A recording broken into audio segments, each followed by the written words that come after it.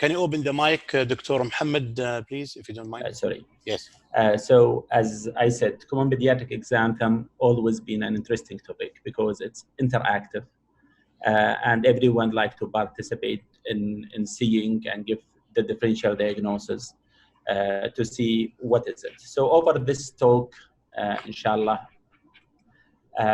this is my objective in my talk: recognize the common pediatric dermatological condition, expanding your differential diagnosis if you see such rashes, and review the treatment plan, identify skin manifestation of systemic disease. So that we go through. So we'll show the picture first, then we'll go about those subjects, so to see what you are thinking of. فبسم الله راح نبدأ. What you can see, I'll open the chatting, so I'll see what your answer is. Great, Dr. Mohammed, Allah يعطيك العافية. Thank you very much. And I would like just give me 1 minute to welcome Dr. Abdullah Bahmed and Dr. Nasr Al-Isa for joining us. Kind of just like technical problems. We can, if you, Dr. Abdullah, you can open your mic and introduce yourself, please. Assalamu alaikum. عليكم السلام ورحمة الله. حياكم الله. بارك الله. Thank you, Dr. Nasr Al-Isa. Welcome to the webinar group. السلام عليكم ورحمة الله. عليكم السلام. حياكم الله. Welcome جميعا. We are very proud to have the best pediatric emergency physicians in the country presenting to our webinar tonight. Without delay, I will just give the mic back to Dr. Mohammed Al-Uthman, and then we will have, after his lecture, 5 minutes for discussion. Welcome everyone. بسم الله على بركة الله. طيب. بسم الله الرحمن الرحيم. يعني يبدو بعض. Just I'll go back. So I'll start with this slide. So what you can see in this slide and what your differential diagnosis.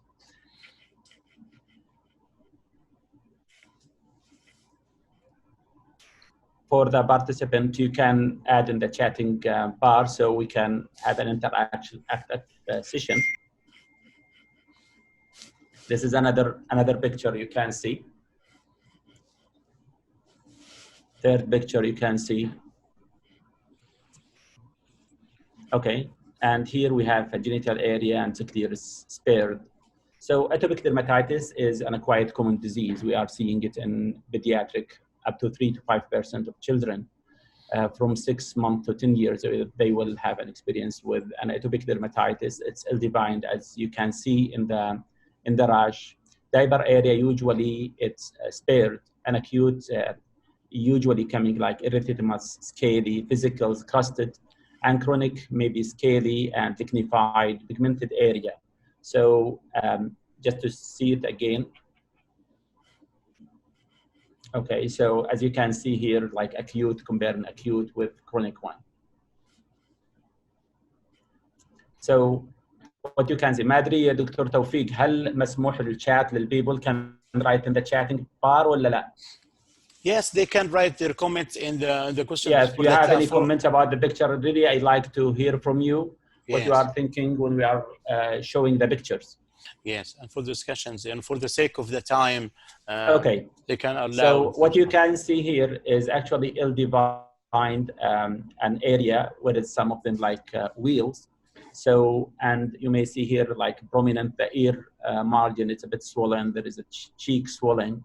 So another common and pediatric rash we are seeing in emergency, or may see it in your clinic. So it's an urticaria. Usually it's transient and with demarcated wheals, usually pruritic. It's part of IgE mediated hypersensitivity reaction. May relieve central cleaning, and trigger is numerous. Sometimes it's like food, insect bite. So there are many numerous infection, numerous triggering for this. There is a serious disease can be with urticaria, what we call an septic, an anaphylactic shock. So where usually they present with systemic manifestation like shortness of breath, could be vomiting, diarrhea, as well as decrease in the blood pressure, and could be comatose as well. So it's a spectrum of allergy, but usually urticaria is limited to the skin. Other system is not involved. So usually we are treating with antihistamine, either as oral antihistamine, or we may use an parenteral in severe cases.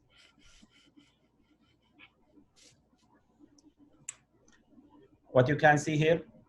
So again, when we are seeing, we can look to the eyes, conjunctiva, we can see lips, we can see cheeks. And another one here, one of my patients, you can see the lips is a bit dusky, cracked lips. So what's crossing your mind? I'm expecting most of you know this. It's Kawasaki disease. Kawasaki disease is one of the systemic disease, is part of vasculitis disease, and presenting usually with skin manifestation. So it's an peak at age of 1 to 2 years, and most of the cases will be diagnosed by 5 years. So it's more common to see it in young children. There is an acute phase which takes 1 to 2 weeks, and followed by subacute phase which may take up to 4 weeks. Clinical criteria to diagnose Kawasaki disease is always fever. Fever more than 5 days and not explained by any other cause.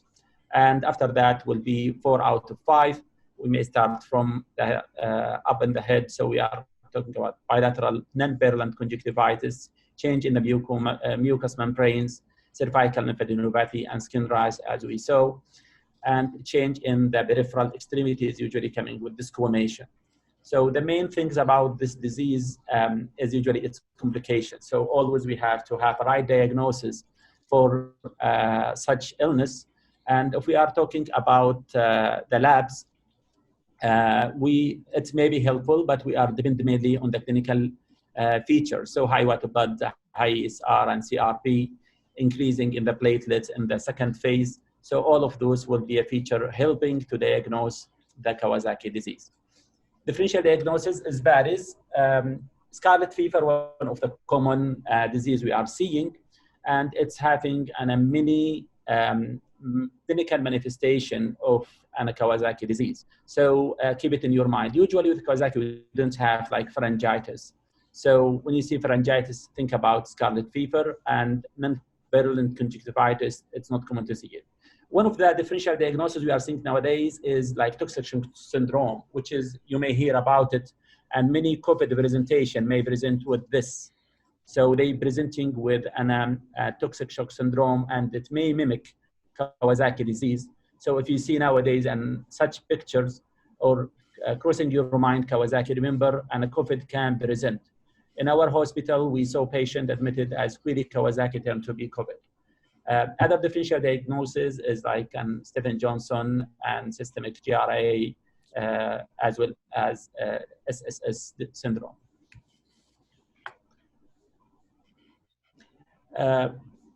Usually the treatment, as we know, Kawasaki is vasculitis, so main things would be an coronary artery disease. So usually presenting as complication is aneurysmal formation. So usually we admit those patients for full cardiac evaluation and to treat them with high dose of IVIG. Usually we are giving 2 grams per kg as a single dose, and non-steroidal like aspirin will be either high dose in the beginning, then we'll taper it to the low dose as treatment to decrease the chance of aneurysmal formation. If we deep a Kawasaki disease without treatment, up to 20% of the patient may develop aneurysm.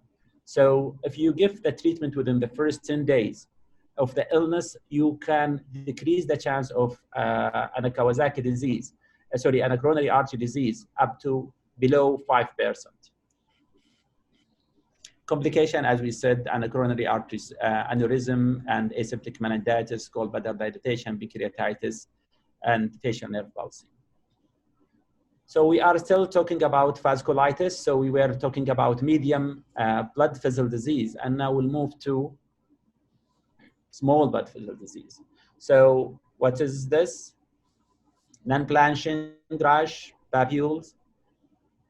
Okay, this is an HSP, Henoch-Schonlein Purpura. It's quite common as well. It's a small blood vessel disease. And those patients usually coming with skin rash, up to 100% of the patient, they should have it.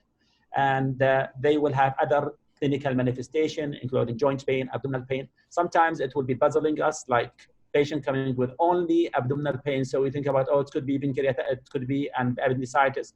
And after time, rash will appear. So the sequence of the symptoms may be different.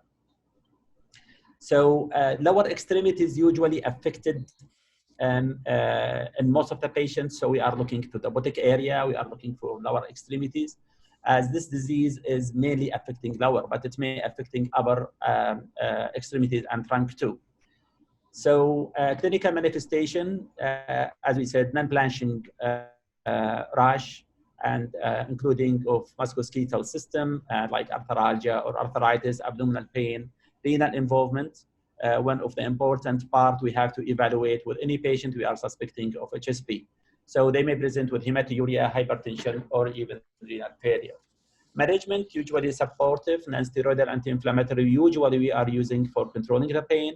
Steroid is controversy, and there is an guidelines to which case I'm going to use steroids, like severe abdominal pain, orchitis, CNS involvement. So to be used a steroid as an adjacent treatment. Those patients usually coming look unwell, and they present with this kind of rash. Fortunately, we are not seeing those patients that much, because we are starting to introduce vaccine. So I think you know what I'm talking about.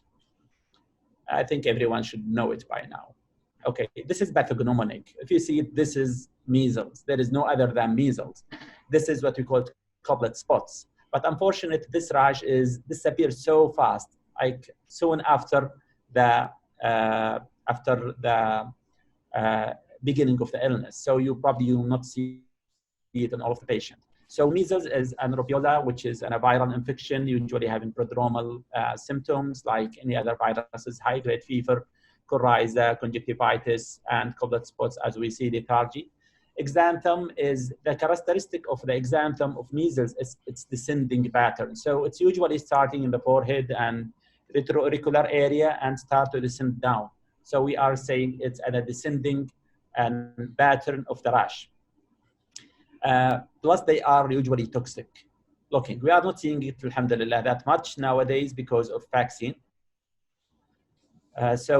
Treatment diagnosis will be serology. So we are seeing immunoglobulins, so to diagnose the measles, and treatment usually asymptomatic.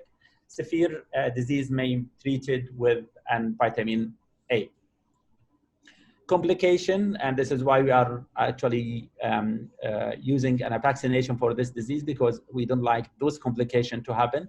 Mainly those lower ones, which is rare, like subacute sclerosing panencephalitis. So we may see those patients, and it's quite common in the Southwest Asia patients. So in Athens, Philippines, and those areas.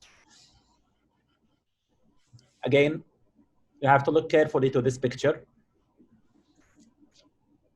Okay, what we can see here, actually, you can see there is pallor, there is redness here, there is a bit of redness here, there is a rash involving like the trunk. So here we have tongue. So this is actually strawberry. So what you call white strawberry tongue and red strawberry tongue. And usually the appearance, because of there is a swelling in the buds of the tongue, so it looks like strawberry. So I think you know what I'm talking about. So this is a red face where there is discoloration and of the digits, usually affecting upper and hands and feet, and may affect the genital area too. So there will be skin peeling. So I'm talking about scarlet fever, which is one of the complications of group A strep beta hemolytic. Clinical manifestation as any other strips like pharyngitis and high-grade fever, with some special mucocutaneous changes, as we saw there, like mucous membrane changes as well as skin changes. the rash, the characteristic of the rash for scarlet fever is what we call sandpaper rash. So sandpaper is tiny papules. Maybe you are feeling it could be all over the body and mainly will be in the axilla and the groin area. And disclamation is a late presentation of this. Diagnosis will be clinical diagnosis when you are seeing it, but to and confirm your diagnosis, we can use a group A stripped culture, throat culture, and as well we can do rapid antigen test, as a quick test can give you a result soon. And if you see full picture, probably you don't need to confirm that it will be a clinical diagnosis. Penicillin is still the most effective treatment and still the first choice of treatment. Okay, I think everyone knows this. What's the characteristic here? We can see it's like everywhere there is rash, and it looks like there is like here physicals. So it's clear physicals and it's all erupted. So we are talking about chickenpox. So chickenpox is an Varicella zoster virus. So those patients usually coming with variety of symptoms. And we are not seeing it that much actually. And such severe picture, we are not seeing it actually that nowadays. You may see few spots of physicals in some of the patient. And that's because we are using an vaccine. So the chickenpox is not that common as before we were seeing in our practice. So incubation period for it's quite long, up to 2 to 3 weeks, and usually presented with high-grade fever and typical rash coming like and physicals. So prodromal symptoms, it's like any other viruses, and there is pruritus, which is an most annoying symptoms they present with. So it's coming with itchiness if it's severe extension. Varicella is quite and having spectrum of complications. So if we talk about patient coming with secondary bacterial infection, so that's up to 5 to 10% of those patients. The most important things to know about this is quite common to see like a patient coming with varicella after a few days is coming with a skin pain and deep palpation. So remember, necrotizing fasciitis, it can be a secondary infection for varicella, secondary bacterial infection. Keep it in your mind. If you see a patient who improved from the chickenpox and is coming with a secondary bacterial infection. Otitis media and high-risk patient. High-risk patient, if we are talking about immunocompromised patient as well as neonates.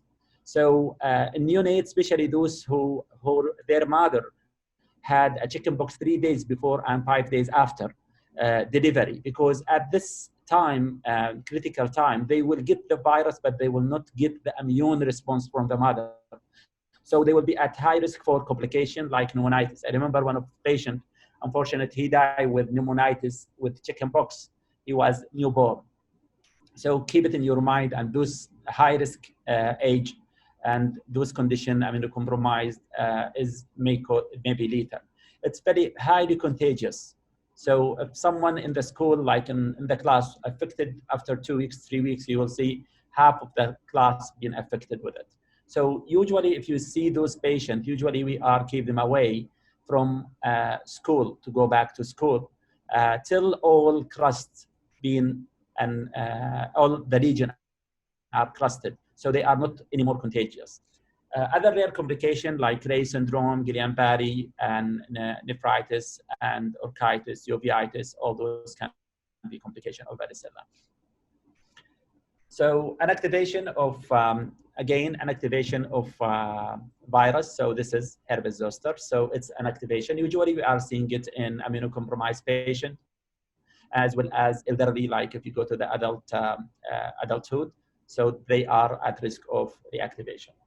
So quite common, we are seeing it a lot. If we are seeing a patient open his mouth, you are seeing this white patches and there is a red halo around it, and it's coming mainly in the back of the mouth and can be in the anterior actually too. So we are talking about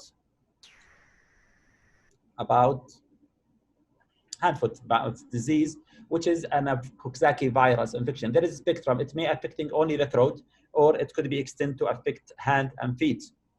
It's usually self-limiting disease. The things will be, patient will present with irritability and fever.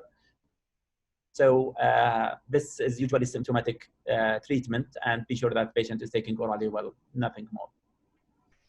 Here, what you can see there, if someone see the space, you will understand. So what we call this slab cheeks, as well as this kind of rash. So we are talking about fifth disease, or Erythema infectiosum. It's caused by parvovirus. It's mostly preschool age and recognized usually by its clinical diagnosis. Treatment is supportive. The only thing interesting in this, if you have a patient like with an hemoglobinopathies, like and sickler, you have to be careful with those patients because parvovirus may cause a plastic crisis. So be careful when you are dealing with a patient with fifth disease and having this abnormalities. Another challenge cases we may see actually emergency, or you may see it as well in your clinic, which is patient coming with irritability and high-grade fever. And when the fever disappears, this rash will appear. So I'm talking about erythema. Sorry, we are talking about Roseola infantum. Roseola infantum caused by an herpes simplex 6. It's causing high-grade fever. Almost 15% of the patient who present with the first febrile convulsion, this is the reason. It is an Roseola infantum. So when a patient coming with irritability, with high-grade fever, or what's going on? So it could be an sinus infections, what's going on, especially with coming with seizure. So a clinical assessment and be sure about an sinus involvement. And usually it's a benign disease. It should take around 3 to 5 days and go away by itself. But what you need is to be sure that you are not dealing with any other differential diagnosis. So Roseola infantum is quite common. Usually the patient, when the fever erupted, usually they look very well. So they are coming well, and the parents are panicked because this rash appear and they don't know what's going on. So here, I think if you see those crusts, okay, this is impetigo. Impetigo usually is secondary bacterial infection. So we are seeing it mainly on the face and could be in extremities too, and characterized by this honey crust appearance. And the treatment will be either low topical or systemic antibiotic, depending on the area affected, and usually caused by strep or staph infection. What you can see here, again, it's vesicles. You can see here some outside the mouth, and we are seeing some there. Gingivia, tongue, the tip of the tongue. Again, this is viral infection, but this is herpes simplex 1. This is gingival stomatitis. So it's a quite common disease as well. We are seeing it every now and then. It's self-limiting disease, but usually presented with poor oral intake, irritability, drooling, high-grade fever. All of this can be with gingival stomatitis. The treatment will be supportive. If the patient, you catch the patient in the first and extensive disease, we may start with them acyclovir. Some patients may need to be admitted for IV acyclovir, like immunocompromised patient, or those have very poor oral intake with that. Topical analgesia can help those patients. So that's about it. It's usually taking a bit long course. It will take around 5 to 7 days. So don't think it will go like soon. So most of the patients may come a second visit seeking a medical advice.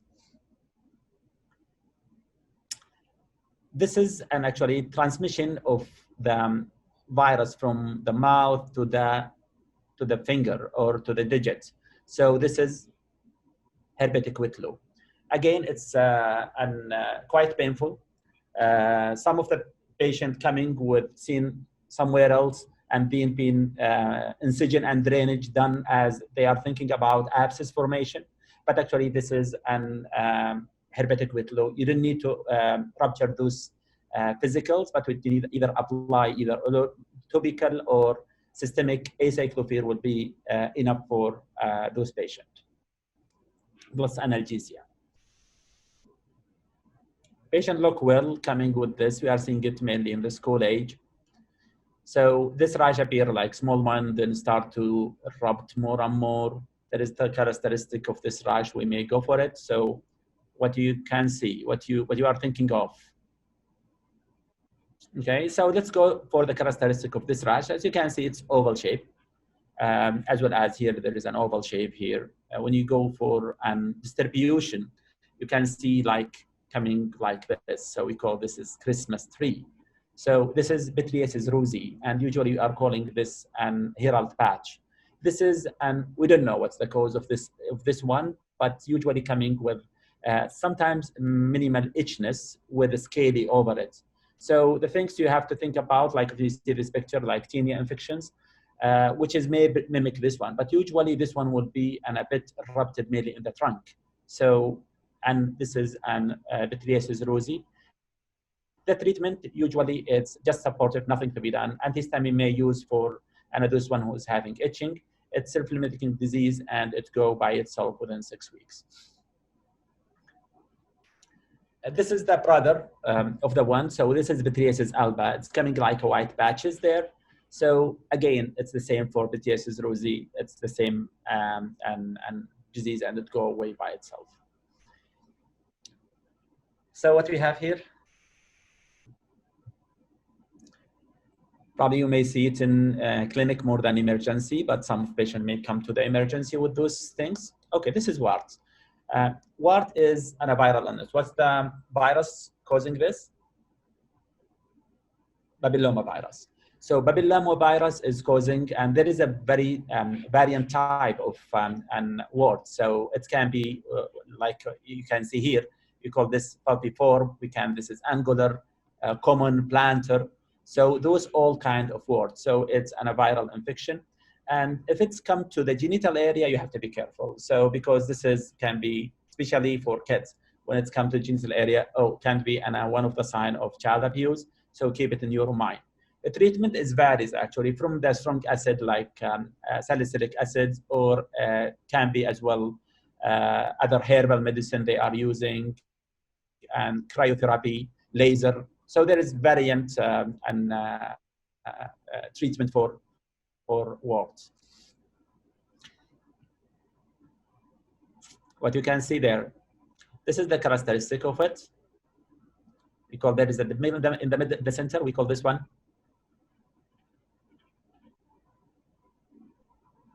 Okay, so this is molluscum contagiosum.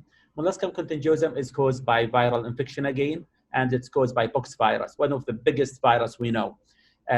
Again, it's contagiosum, so it's may contagious. So if a kid scratch the area, then go to the other area, so he may have a different cluster of those lesions. So if it's involving genital area, again, it can be as usual, but because he is scratching one area, then scratching the genitalia, but keep in your mind as well, and sexual abuse. It's self-limiting disease. Treatment, usually they don't need the treatment. Sometimes if it's that extensive, they may for scraping by dermatology. They will go there and they will do scraping for them, because if you pull it hard, it will come out. What is this? Everyone should know this.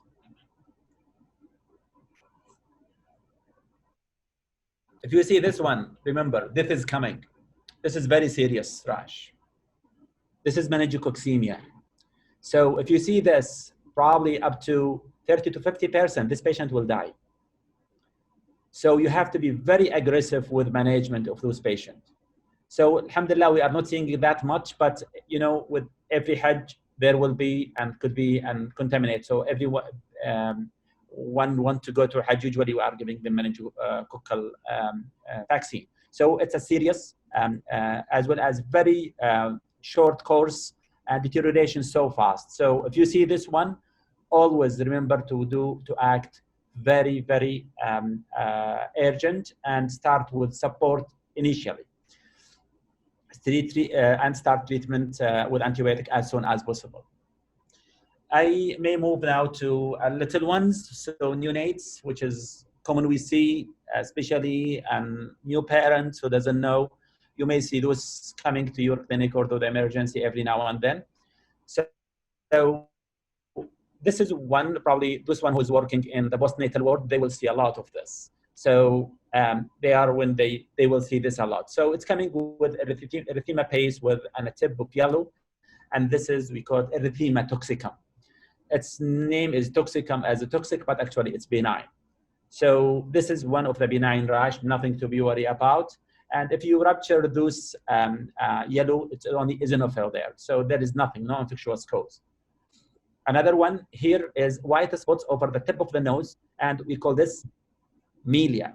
So this is obstruction of the sebaceous gland in the nose. So, and quite common to see it in pediatric age and the neonates. Here, usually this come like whitish as again. Sometimes you may see like water there. So this is miliaria. Miliaria is obstruction of the sweat gland. That one sebaceous gland, this is sweat gland. So it's usually coming with high temperature, like in the summer and for the neonates. So you may see this one. Again, it's a benign rash, nothing to be worried about. Acne, neonatal acne. This is the effect of the hormones of the mothers on the babies. So they may present with this. Again, it's a self-limiting disease. This is effect of the hormone and will go away by itself. This is not an eczema. So this is an neonatal acne. Looks a bit weird. This one is yellow there, but if you see, there like there is no inflammation around it. If you see here, some erupted as well. This is, and here there is, it's very easy to erupt. If you touch it with the tip of the cotton tip, it would erupt right away. This is an pustular melanosis. So pustular melanosis, one of the benign rash as well in pediatric. Nothing to be worried about, just reassurance. We may see this again. Is it a benign rash? Doesn't look. So you can see there was a pulley which is ruptured, and it's involving as well the skin folds there. So this is bacterial infection. So you have to be cautious when you're seeing this, because this may be an entrance for an bacteremia, and a patient may be septic. So if a patient look well, remember this one can be caused by staph and strep, and if we are talking about staph, we're talking about MRSA. So such patient with such lesion is preferred to be admitted in the hospital, start with an IV antibiotic, and should cover MRSA.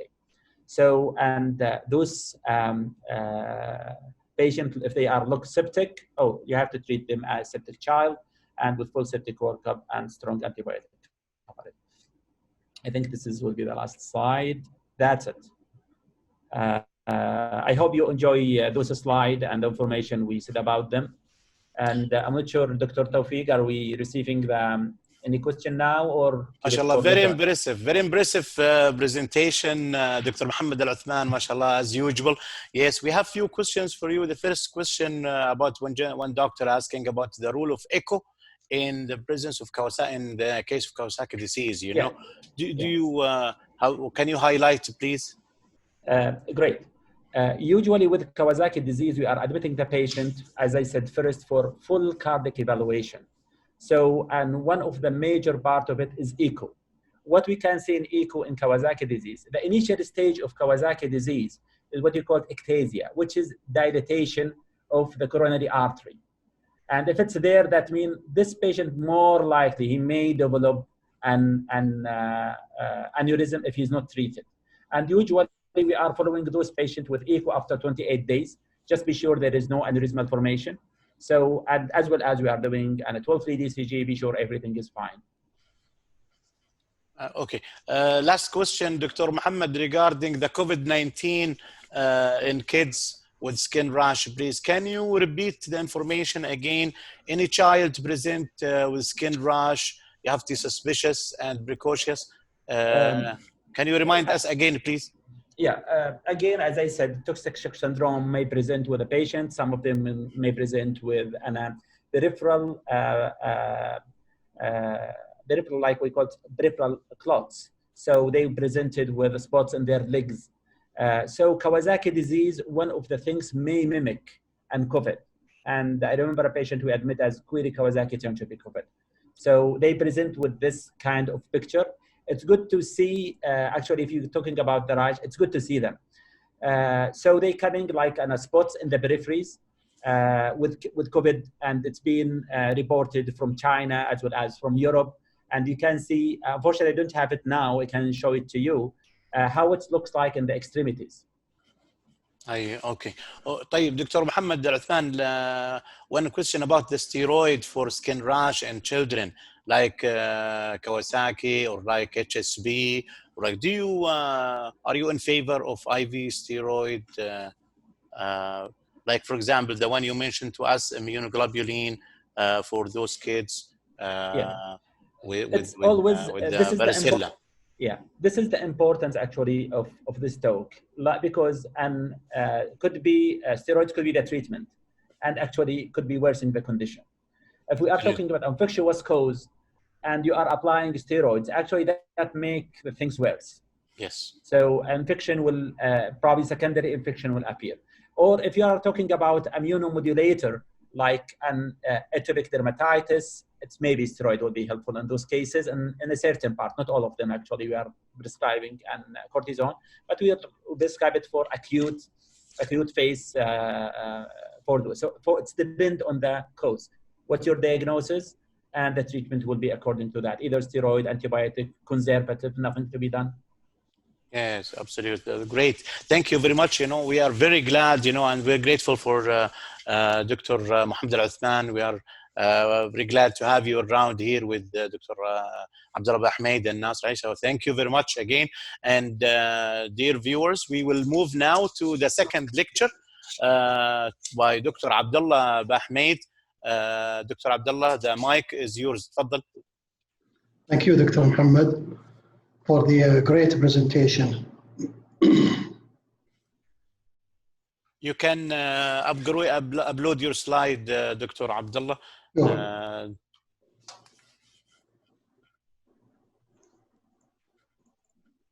Dr. Mohammed, please, if you don't mind, can you just... Okay, yes.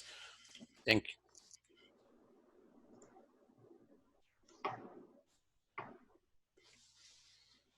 Is that clear? Yes, please. Thank you. Okay, thank you to join us in this educational program in pediatric emergency medicine. In this session, we're going to talk about some cases about pediatric emergency radiology. And as you know, this topic is a huge topic regarding the trauma and non-traumatic conditions for pediatric radiology. And that's why we're going to just focus for the traumatic pediatric emergency radiology, which may face it in your shift and your clinical work. So the objectives, as I mentioned, we're going to focus for just traumatic pediatric cases.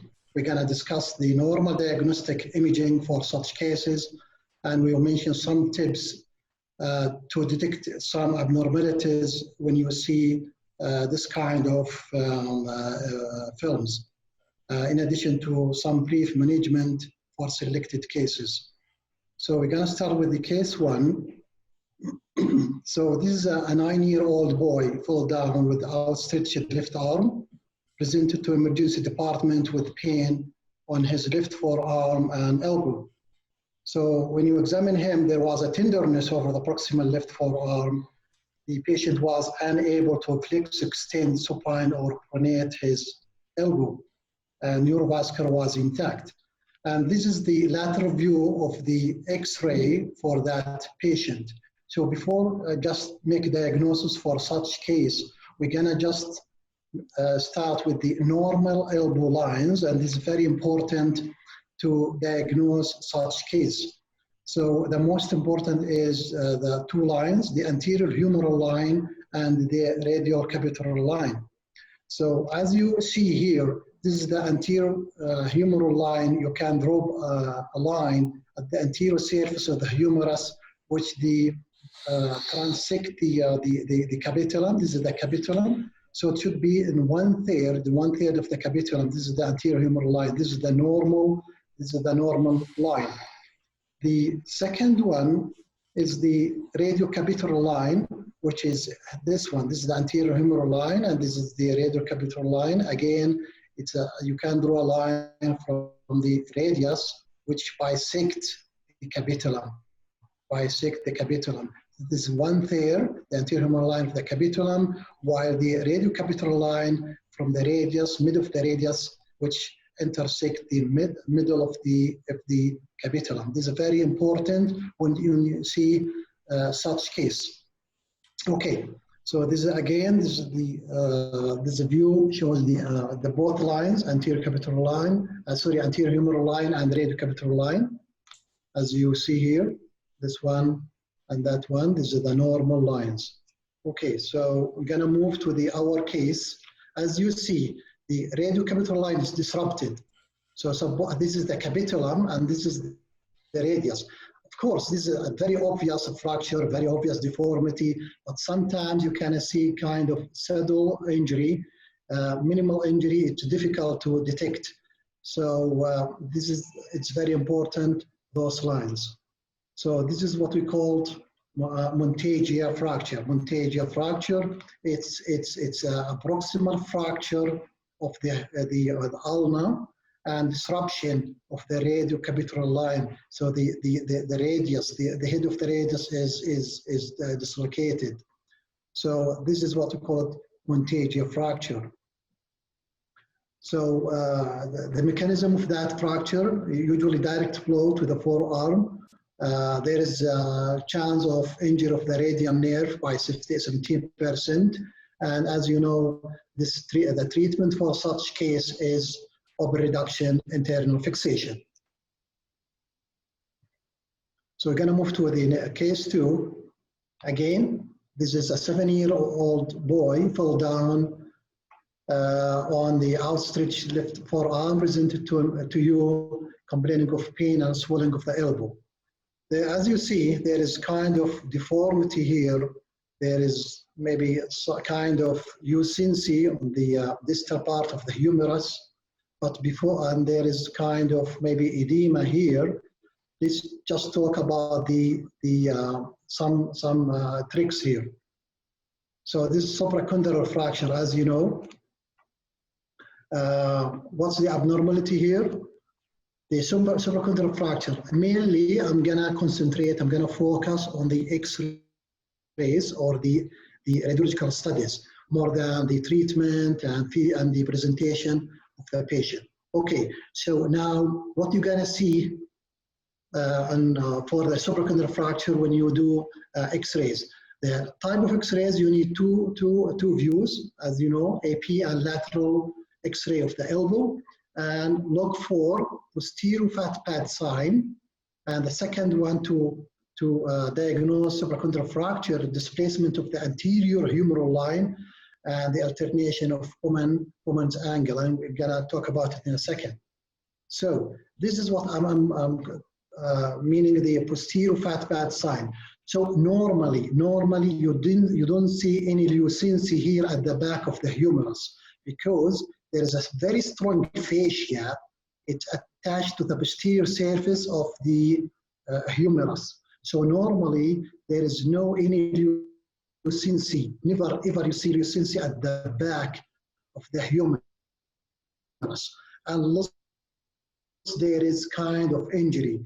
And if there is kind of injury here, minimal is an injury we call occult injury. So something hiding here.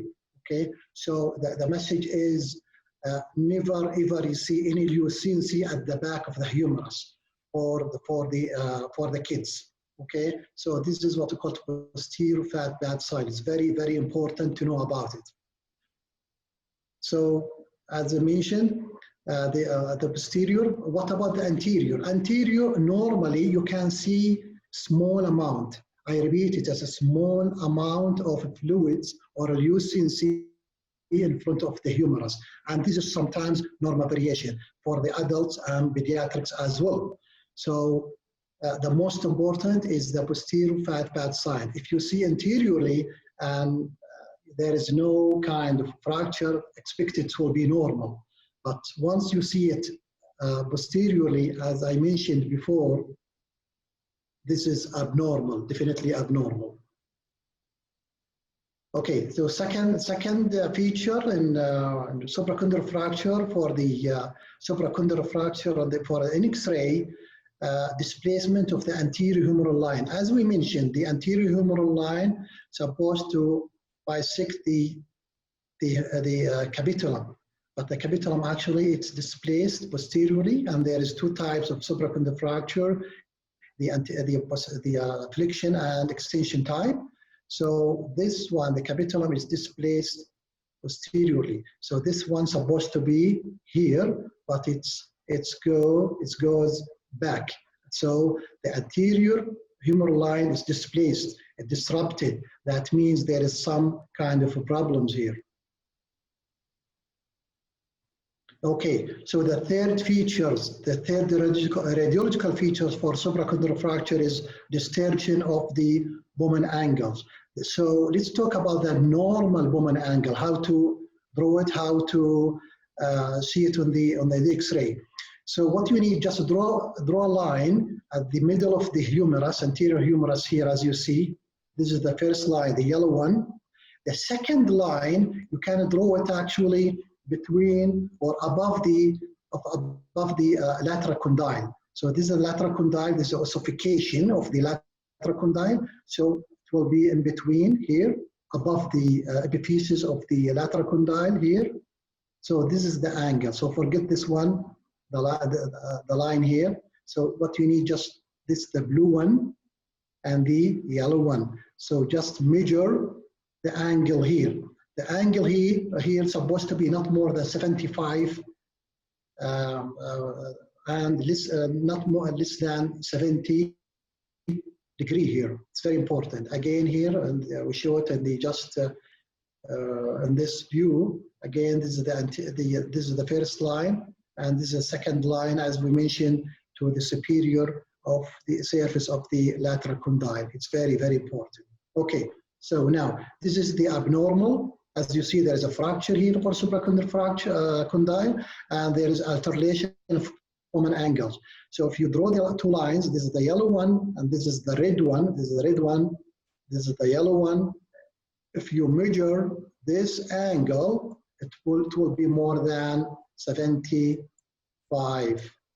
So this is abnormal. Okay, good. So now, so case 3.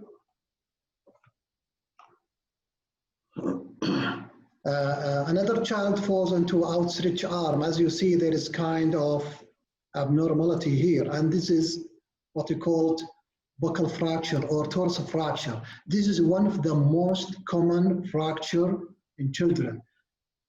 Buccal fracture or torsal fracture, secondary to kind of compression to the bone itself. The long axis of the bone, it will be compressed, and that's why it will give you this kind of fracture or torsal fracture. So the key here, the cortex of the bone is intact. The cortex of the bone is intact. This is very, very important. Okay, so now buccal fracture, it's only one side of the bone is affected. This is the most common, but sometimes affecting both sides. But again, the cortex of the bone is intact. This is very important to diagnose buccal fracture. Okay, and the most common site is the radius, usually forearm, but around the wrist. But the most common site is the radius bone. Okay, so let's go to the next case. It's a 5-year-old child who fell down from the bike, and this is his X-rays. The AP X-ray of the forearm. So there is kind of something broken here and here, and if you focus more and more, there is disruption of the cortex or periosteum here, and the opposite side is intact. This is disrupted here, and the the opposite side is intact, as you see here. Okay, this is what we call Greenstick fracture. So again, if you look to the white arrow here and there, the bone here is intact, while the black arrow shows the other side is broken. So this one is broken, this one is contact, this side is broken, the other side of the same bone is intact, again here and there. And this is typical for Greenstick fracture. Okay, so how to differentiate between buccal and Greenstick? This slide is very, very important, please. So the buccal fracture location usually in metaphysis of the bone, while a Greenstick diaphysis of the bone. The cortex, as I mentioned, it will be intact in the buccal fracture, while in Greenstick it will be disrupted. The periosteum to be disrupted in Greenstick, and that's why how to differentiate between the buccal and Greenstick fracture. Okay, let's move to the case 5. So a 12-year-old boy collided with another boy while playing a football. This patient had history of right knee pain for 2 months, intermittent, on and off. So the patient actually denies any hip or ankle or foot pain. The patient was obese. When you examine him, you saw him, he's lying on a stretcher. The hip was flexed, abducted, and external rotated. And there was a pain with any movement of the hip. Okay, so is there any thought? Okay, so now the differential diagnosis for such patient, as we mentioned, this patient is at 12 years. So it could be toxic synovitis, septic arthritis, kind of Pert disease, or Charter disease, or scaphy. So let's just start one by one. So toxic synovitis is unlikely. It's unlikely, which is a traumatic patient usually presented with upper respiratory tract infection, UTI, febrile, and it's unlikely to be this kind of case. Septic arthritis, again, patient should be febrile, not related to trauma. When you do some kind of blood work, you're going to see the ESR, CRP high, so which is unlikely. So Pert disease, again, because Pert disease affecting the younger than this age, 12. Charter disease is unlikely because Charter disease will affect around the patella of the knee. So what about the scaphy? Again, scaphy, the slipped capital femoral epiphysis. This is most likely of the diagnosis. So the X-rays findings for scaphy is physial plate widening, as you see here. It's widening of the physial plate comparing to the right one, as you see here. So it's widening of the physial plate. Klein line, we're going to talk about it in a second. So epiphysis moves inferior and posterior. As you see here, this is the epiphyseal plate, and this is physial plate. This is the epiphyseal part. It's supposed to be here. So it moves down, okay? So inferior and posterior. Oh, sorry, anterior and the 12 go inferior and posterior. Inferior and posterior here. And the last one is disruption of the Shenton line. We'll talk about in a second.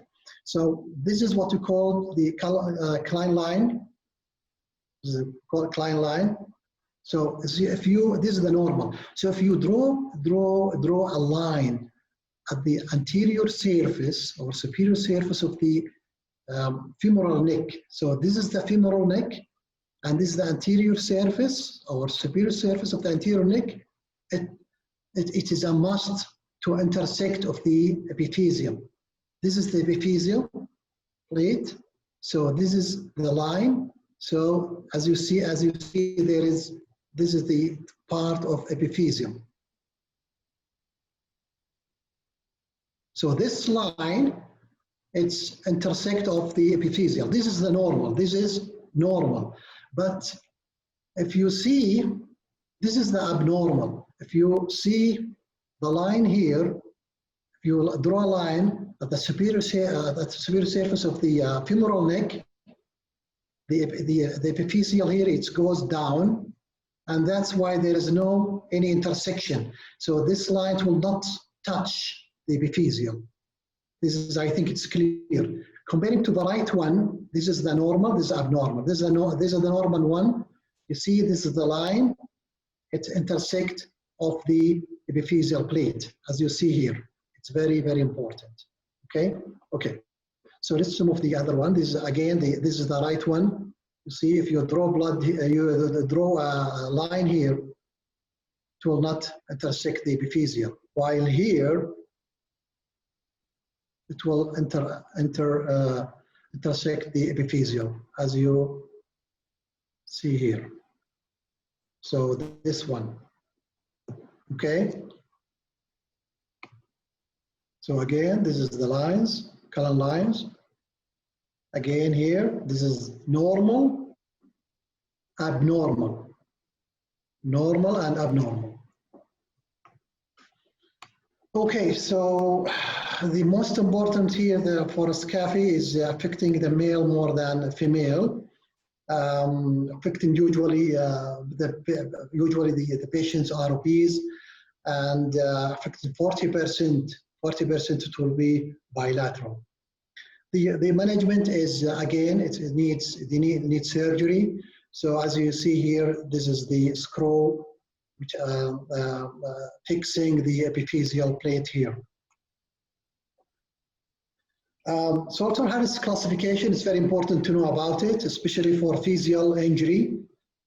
We go just quickly here, as you know, this is the just abbreviation for the Salter-Harris or the physical injury. So if there is injury in the same physical plates, will be type 1, type 2, it will be above the physical plate. Type 3, it will be lower. Type 4, it will be above or through. It will be affecting the physical plate, the epiphyseal plate, physical plate, and the metaphysis. It will be through all over this part. The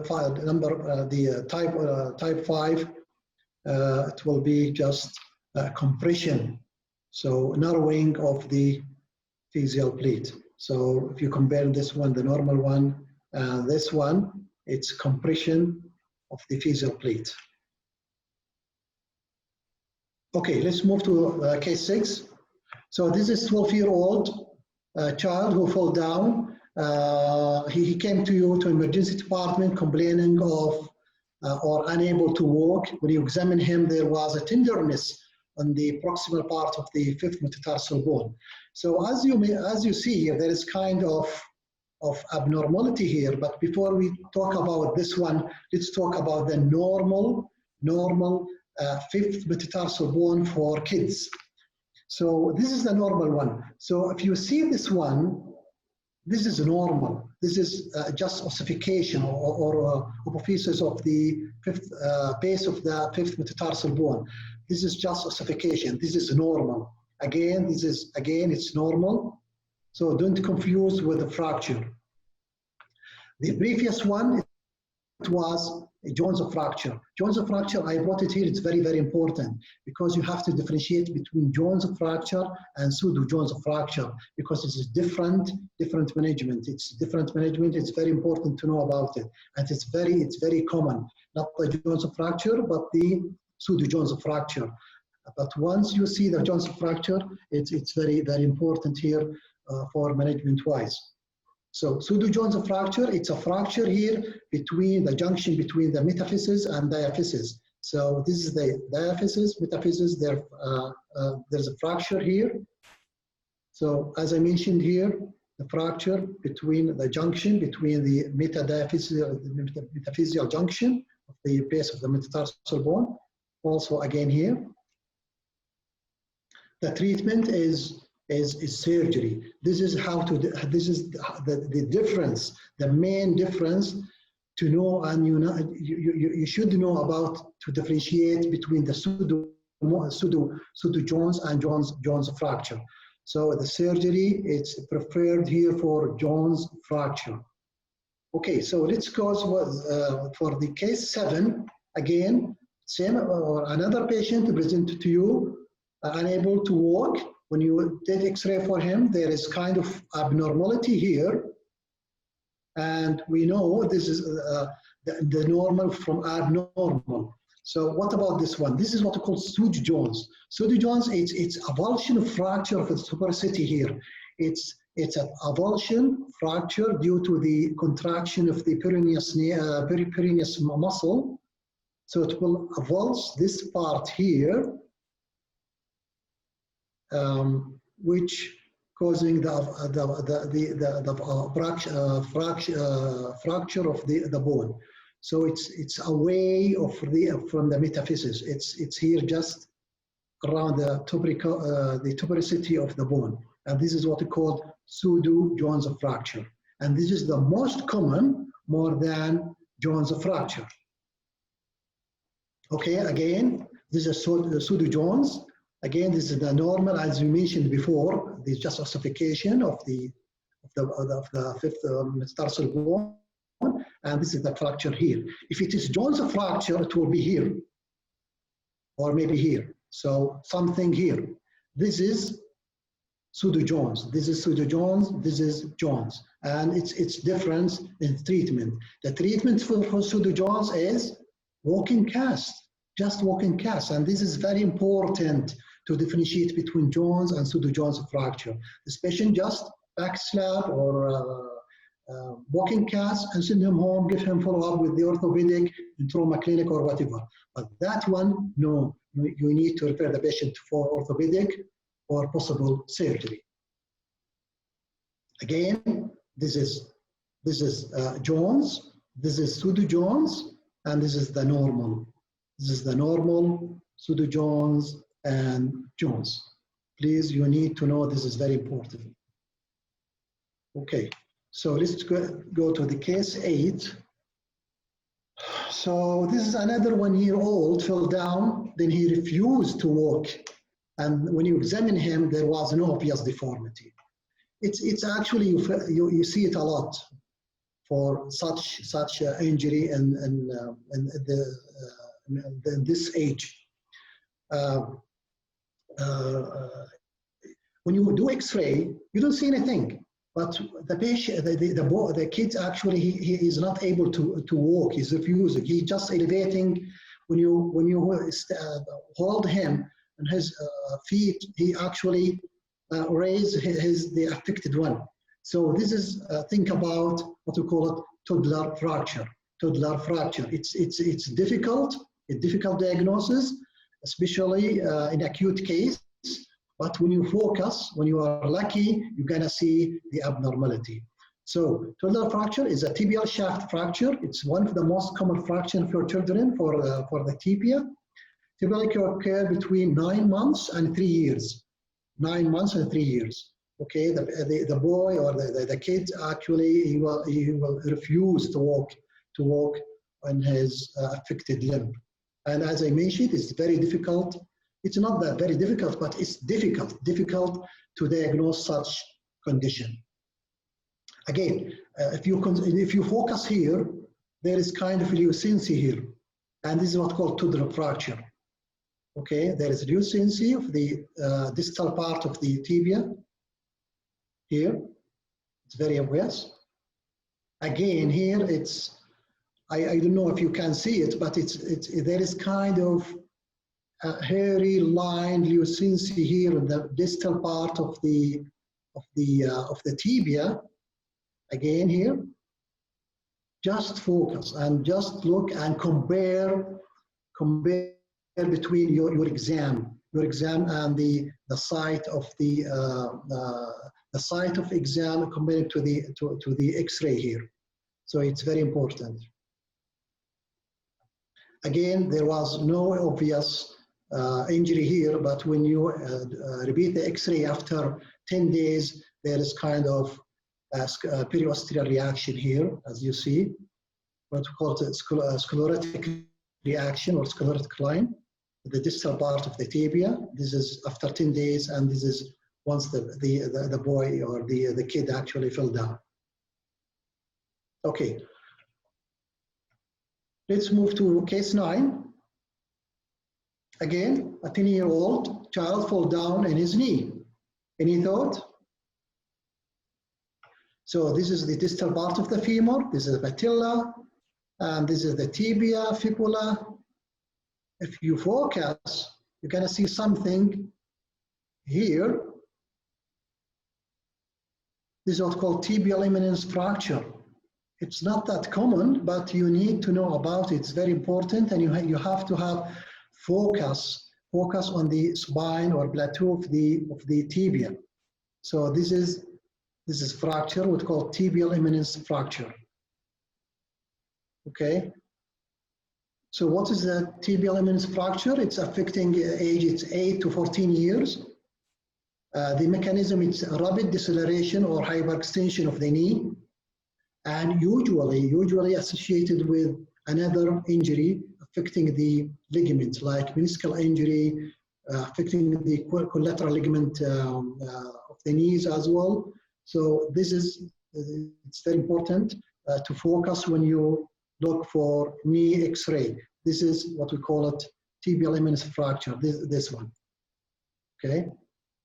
So the treatment is conservative and sometimes need surgery.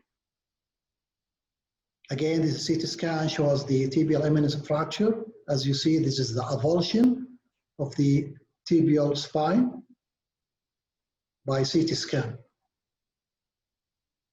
Okay, so let's go to the last case, I think, case 10. This is a 12-year-old child, post MVA. You decided to do CT scan for him. The patient actually, he was sick, and GCS is low. You intubate the patient already, and you send the patient to CT scan, and CT scan shows this one.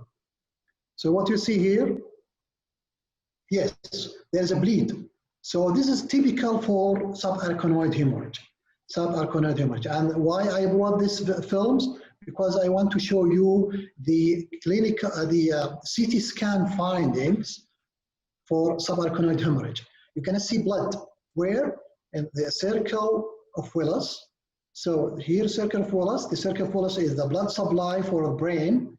So you're gonna see a blood with the territory of the circle of Willis, as you see here, and there.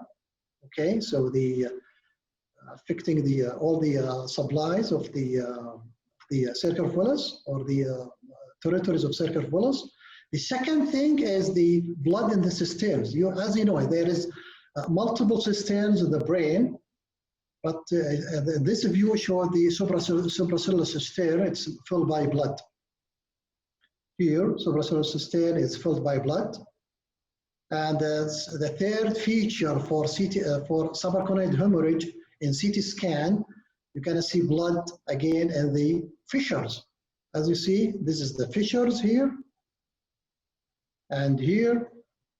So it will be filled by blood.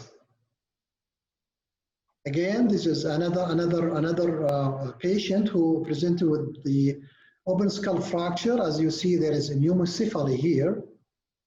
So that means there is air inside the skull. So this is indicate there is open skull fracture, or there is another cause, but this is the view what shows. So there is a pneumocephaly here. There's again there's a blood, subarachnoid hemorrhage, blood in the fissure and the supracellular cistern and the fissures. This is again the findings in CT scan for subarachnoid hemorrhage. 3 things. Please look for the blood and the 3 things: circle of Willis, cisterns, and fissures. Thank you. Thank you, Dr. Abdullah. Jazakallah khair. Thank you. Very, very impressive lecture. Very impressive. And we always forget those lines and angles. And I have 3 questions for you quickly, Dr. Abdullah. If you can kindly go back to case number 6, Dr. Abdullah. case Sure. number 6, it's really badly needed. أعتقد it was the Jones and the pseudo Jones. Yes, Please. sure. I'm not Jones? sure. أعتقد case number 6. Case number 6. Yes. Exactly. I think Dr. Muhammad Abdul Rauf is asking for these questions, you know, regarding the management, you know, for the Jones. Really, is there any rule for back slab here for this patient? Yes. Or it's always the surgery? Maybe that's, if you can highlight, please. Yeah, sure. So as I mentioned, the Jones is more dangerous about comparing to pseudo Jones. Let me just go to the slide here. Okay, again. So this is the Jones fracture. This is pseudo Jones. This is the normal. Forget this one. So pseudo Jones and Jones. The problem with the Jones fracture, it will be very difficult to heal. So the healing, it will be very difficult, and that's why they prefer to do surgery, screwing of the nailing of the fifth metatarsal bone. So the most of the orthopedic surgeon, they prefer to do surgery for pseudo Jones, while for the Jones. While the pseudo Jones, the treatment is just immobilization by casting, by walking cast. Again, Jones, it's very difficult to heal. That's why they need surgery. Pseudo Jones, usually conservative treatment, and they heal very well within 4 to 6 weeks. Yeah, very good. Thank you. Thank you very much. I think in adult also we have the same problem. You know, sometimes we face some patients with non-healing problem, you know, especially when they refuse surgery. Dr. Ahmed Al-Mtairi is asking about the supracondylar fracture. Do you use arm sling or use another form of a back slab or something? If it is type 1, you can just use the back slab actually initially, because you need just immobilize the joints because due to the tenderness.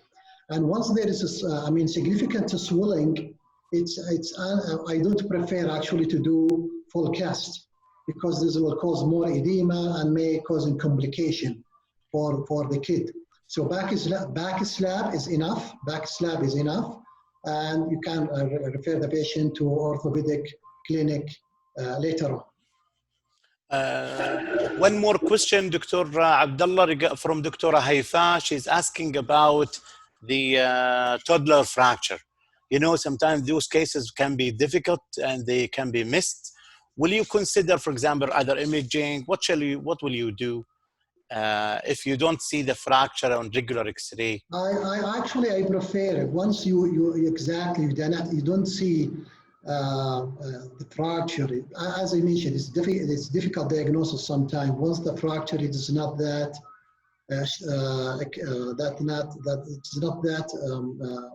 strong. So minimal fracture, it will not appear for such cases.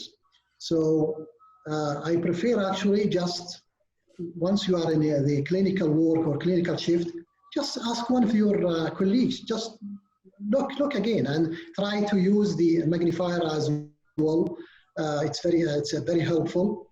If you cannot see any fractures and you think there is kind of toddler fracture, I'm just gonna do back slab for the kid and send the patient for orthopedic clinic to be seen by 48 hours. They're gonna repeat the X-ray. Hopefully they're gonna see something. But once you think toddler fracture, you don't see any radiological findings, you can do back slab. Back slab, immobilize the joint. It is a benign thing. Yeah, it will not affect the movement, and it will not affect the boy actually. So just back slab, send the patient to orthopedic clinic with follow-up. MashaAllah. Thank you very much. Jazakallah. Thank you very much, Dr. Abdullah Ahmed. Very impressive lecture. And inshallah, we will be glad, inshallah, to have you again in the future with us. We will move, dear viewers, we will move to the last lecture. Dr. Nasser, are you online, please, if you don't mind? Dr. Tawfiq, assalamu alaikum. Alaikum salam. Yes, then can you upload your slide, please, Dr. Nasser, if you don't mind? Share a screen from your part. Thank you, Dr. Abdullah. Thank you very much. And we'll move to Dr. Nasser Al-Isa, gentlemen, for the persistently crying child lecture. Difficult case. Let's listen to Dr. Nasser advice about it. Is your PowerPoint open, Dr. Nasser? Just share the screen. Is it open in your computer?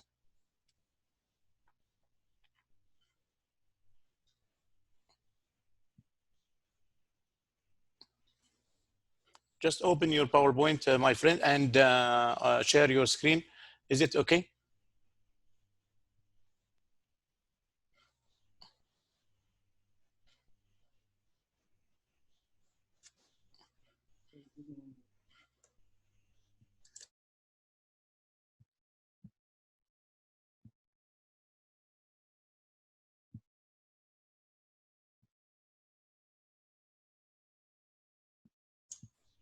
I think it's coming now, Dr. Nasser. Great, wonderful. Just go to the full screen. MashaAllah, tabarakallah, it's working very well. Inshallah. Okay. Just for the first one is the view. Yes. How is it now? Yes, it's good. Is it okay now? Yeah, it is okay. Okay. Bismillah ar-Rahman ar-Rahim. Assalamu alaikum wa rahmatullah. First, thank you, Dr. Tawfiq, for inviting me for this presentation. Thanks for my seniors and my teacher, Dr. Abdullah and Dr. Muhammad. Actually, this topic is one of the hardest and challenge topics, as everyone know. And this actual question is coming to me from all residents or fellows and interns, how to approach crying. The father will bring his baby. Okay, what's wrong? He is crying. Why? We don't know. Then this is your job to find why. Actually, we'll try to cover these topics during this presentation, from introduction to epidemiology. Then we'll move to differential diagnosis, emergency evaluation, diagnostic study, observation, treatment, and last will be disposition. Actually, crying is a common behavior of infancy that can be a signal of a broad spectrum of condition, range from normal needs up to significant medical or surgical pathology. This is the sole method of communication for infants. When the baby is hungry, he will cry. When he's in pain, he will cry. When he is distressed, he will cry. When he wants to sleep, he will cry. This is the only mode of communication for him. Understanding the management continue to be a big challenge for both the parents and the caregiver provider. For the parents, often they have a sense why their baby is crying, and they can distinguish, is it because of hunger, fatigue, or something more serious. When the crying pattern deviates from the normal, and when they are exhausted, no more effort to counsel the baby, then they will seek medical advice. Remember, the parents will be anxious, sleep deprived, troubled, and in need for care and reassurance. So the provider must determine timely and cost-effective strategy for evaluating these infants. Epidemiologically, actually studies have reported a percentage of all annual ED visits for infant crying ranging from 0.25 to 13.6%. Big study was by Brazil in 1962 on infant crying in the primary care setting, finding that on average infant will cry in the first 12 weeks of age with a period of 1 to 4 hours each day, with a peak of 6 to 8 weeks, and improvement approximately by the age of 10 weeks. The incidence is estimated to be 1.5 to 43% of the population. As we see, this is a wide variation. It's largely due to conflicting definitions of excessive crying based on the parental perception and assessment.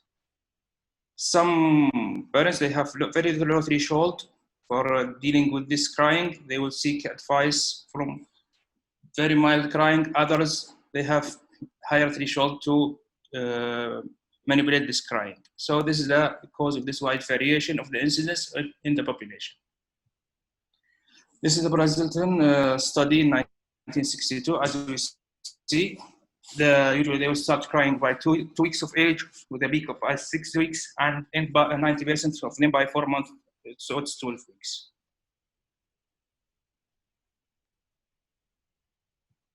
The reported prevalence of excessive crying, persistent crying, secondary organic cause is about 5 to 76%. 1991, Paul reported that among the infant aged less than 1 year presenting to the emergency department with acute and unexplained crying, 60% will have serious cause. More recently, in 2009, Friedman said 5.1 only of the patient will have serious underlying etiology, which is more reassuring for us. This graph taken for 68 infants who present and about incidence, which time is more high for crying, and found is the time between 5 p.m. and 10 p.m. Differential diagnosis. The differential diagnosis for crying is extensive, involves every organ from head to toe. With acute crying, the role of the physician, remember, your role will start with 3 things. Avoid missing serious or life-threatening etiology, determine the common treatable diagnosis, and contain and be patient with the worried parents. Remember these 3 things. Avoid missing serious, find treatable diagnosis, reassure and contain the patient, contain the parents. As with all ED, the most likely critical cause, it will be considered from critical to less likely cause. We have a very big list, but this is the most common life-threatening cause of crying, starting with UTI, sepsis, non-accidental trauma, dysrhythmia, especially SVT, congestive heart failure, bowel obstruction, intussusception, malrotation and volvulus, pneumonia, testicular torsion, inborn error of metabolism, hypoglycemia and dehydration. And we'll talk about most of these later on in our slides. The largest and most relevant study on crying in infant highlights the fact the majority of diagnoses accounting for unexplained crying are not serious, not life-threatening, and usually treatable. One of these studies, we have to study this study of Fahmy of 200 crying infant, and they found that the most common diagnoses were colic in 29.5%, otitis media 15%, constipation 5%. Also, Friedman and Wall reported diagnosis as the most common, with colic, reflux, viral illness, constipation, otitis media, and idiopathic crying.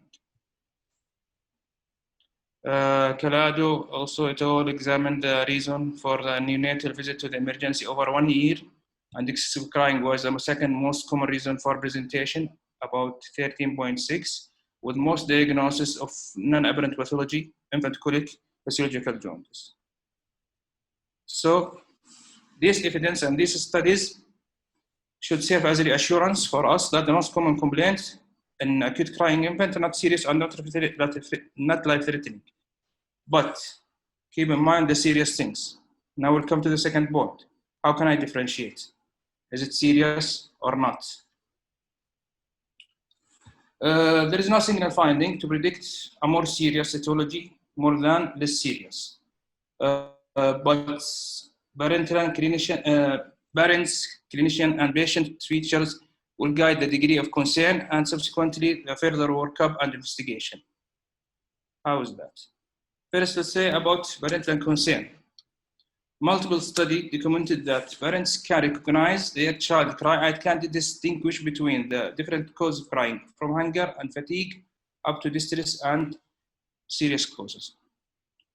Van der Broel in 2010, with a retrospective review, identify which clinical feature were predictive of serious illness in children and parents concern. The parents' concern found as a red flag. with a likelihood ratio of 14.5 and confidence interval of 95.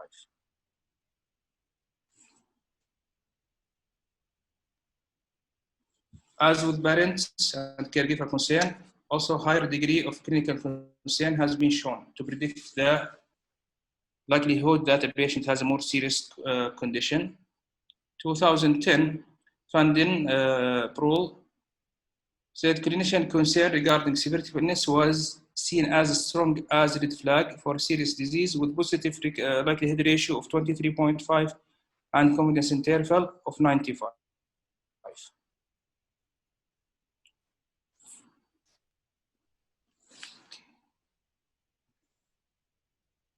Then about the patient himself, 1991 Ball's study of 34 infants were judged to have a serious condition as a cause of their crying, and conclude that persistent excessive crying in the emergency beyond the time of initial assessment was predictive of serious illness, with sensitivity of 100% and 77 specificity and positive predictive value of 87%.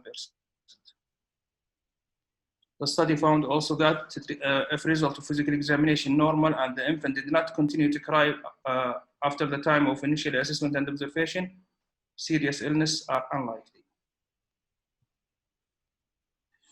Here a slide about the differential diagnosis. As we said, it's very big list diagnosis from head to toe, from the head down to the chest, cardiac, respiratory, GI, genitourinary, musculoskeletal, derma, neurological, and skin, and others. We can choose the most important from my little experience regarding the head and toe trauma, and especially head trauma, the trauma to the palate and corneal abrasion. From cardiac wise, dysarrhythmia, especially SVT. Myself, I remember 2 cases coming with irritability and found it to have SVT with heart rate of around 250 and 300. Heart failure, they will present also. Respiratory wise, about foreign body aspiration, pneumothorax and pneumonia. GI wise, bowel obstruction, interception, GI malrotation. Genitourinary is torsion and urinary tract infection. Urinary tract infection, this is the most common serious cause. Musculoskeletal, dermatology. We'll talk about most of these later on in our slides. Evaluation. As usual, history first. Detailed and thorough history is crucial in making diagnosis and direct your further workup. The history has been reported as diagnostic in 20 up to 86% of cases, alone or together with a physical examination. And just imagine, up to 86% you can diagnose from history and examination. But completing is difficult, as you know, because of 2 reasons. The child is pre-verbal, cannot provide information. The caregiver are anxious, unable to give you a good description of the events that they make them presentation to the emergency. So obtaining history in high acuity situation may be interrupted until the patient is stabilized. So you should start with your ABC. Many serious and life-threatening illness can present with crying, and that your attention must be paid to the ABC. Resuscitation and stabilization measures must be implemented prior to or during the history-taking process, which can contribute to ongoing caregiver anxiety, make collection of more information more difficult. So what I suggest, go and stabilize your patient, ask one of your junior specialists or resident to go and take a brief history while you are stabilizing the patient, and together reassuring the family that you are taking care, but you need information to help guiding you regarding what is the situation. So we recommend an appropriate, age-appropriate, thorough, and systemic history taking. Initially, we can focus on these during the acute situation with the parents who are anxious and the baby is crying or unstable. During your stabilization, ask somebody to take this brief history. The present, as with all disease, the present history, the present illness, onset, duration, frequency, time, what had been done and what is the outcome, association with other activity and behavior, disturbing of sleep, feeding, and any previous history of similar episode. Go back to birth history, any risk factors, the gestational age, the birth weight, screening results, any drug use during pregnancy, feeding and intake, frequency, how many times, amount, the sucking, is it good or not, any difficulties, type of formula, how preparing the formula, ask about stool and urine, is it normal voiding, is there any difficulties, past history of urinary tract infection, past medical history of any other illness or hospitalization before the development, any recent medication given, and herbal medication also, about the immunization status of the baby, the family history, and social as other illnesses.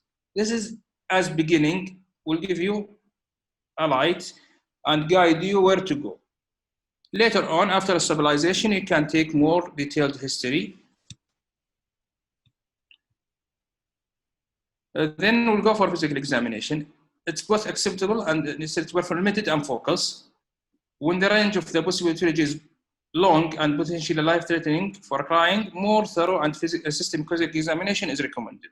So start with limited, start with general condition, vital signs, mental status, DCLs, pupils, check cardiac respiratory. Then after stabilization, you can go more detailed examination. Larger studies demonstrate that the physical examination is instrumental in making the diagnosis and final diagnosis up to more than 50% of the cases, alone or together with the history. This is a clinical pathway. This is one of the important slides for me. We'll take it one by one. First, as we said, ABC, vital signs, general condition, is it patient stable or not? Patient not stable, okay, you will deal with him as any sick patient, IV line, cardiopulmonary monitoring, glucose check, oxygen, IV fluid bolus, and continued observation, and possibly ICU admission. If your patient is stable, the second question, is he febrile or not? If he is febrile, this is straightforward, febrile infant. So deal him with as febrile infant guidelines. If the patient is not febrile, is the history and examination findings give you a source of illness or injury? If yes, so put your differential diagnosis and do your labs and investigation and your plan depend on that. If no, from the history and examination, we'll go to the other question. Is he toxic or ill-appearing? If yes, put your differential diagnosis and deal with him as that. If not toxic, no injury and no diagnosis, febrile, stable, we'll go to the last. Try to calm baby down, try to stop his crying. If he calm down, just observe, perform serious examination, re-evaluation, and depending on the next step, you decide either is he for admission or discharge, and we'll talk about this one more detailed in next slides, inshallah, later on. We'll try quickly. From my point of view, I think this is the most common causes, okay, of the, have a very long list, almost maybe more than 30 or 40, and we need many long time to talk about it, but I choose actually the most common presentation of crying infant that we discover with crying infant. We'll take with them quickly one by one. We'll start from head and neck. We'll start from head and neck up to toe. First is coronary abrasion. A number of study and case reports investigate the relationship between excessive crying and the presence of coronary abrasion. There have been conflicting data actually regarding the excessive crying that can be directly attributed to the presence of coronary abrasion versus the incidental. Is it really the cause of crying or just incidental and there is another cause? Ball and Harkins published data identifying coronary abrasion as a likely cause for crying in number of infants, but other larger cohort study have not supported the identification of corneal abrasion as a cause. Anyway, in the ED, if you have patient with facial scratch, photophobia, excessive tearing, and foreign body, do your fluorescent staining, treat, keep him for observation. If calm down, okay, this is the cause and it has been treated. If it is still, look for other cause. Second, in the head and neck is acute otitis media. Multiple large studies have shown the acute otitis media to be one of the most common etiology, so highlight the need for thorough external and otoscopic examination. Third, in the head and neck, non-accidental trauma. Okay, non-accidental trauma and crying. Actually, the relation, each one can cause the other. The crying may lead to non-accidental trauma, as shaking baby syndrome, and reverse. This trauma will cause crying. The head is one of the most commonly targeted area in abuse. The character of the abuse include bruising on the ear or neck in less than 4 years, and bruising in any region for more than 4 months, less than 4 months. Presence of these signs should promote evaluation from head to toe, head, skeletal system, and visceral organ. 1999, a study of 608 children less than 2 years present to the emergency with head trauma found that 1/3 of them, 30%, present had irritability with or without other focal. They present with crying only 30% out of 600 babies. Just imagine 200 babies of them present with crying with any other focal signs. So as I mentioned, it's both risk factor and manifestation.